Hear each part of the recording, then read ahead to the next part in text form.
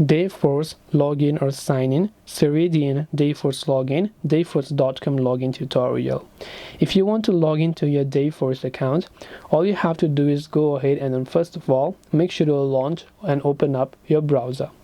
And you can simply search or type in Google something like Dayforce login. You'll find the first link, which is Dayforce HCM.com. So you can just go to this first link. I will also make sure to drop this in the description. Now here you can say login, and all you have to do is just simply enter the company that you are trying to log into. And once done, basically enter your username as well. And also make sure to enter your password, then tap on the login button. If you're having trouble logging in, check your email, password, username, and your company name. And if you can also try to select can't access your account, and you'll be able to select all these particular options there. This way you'll be able to log into Ceridian Daycare. I hope that this video helped you.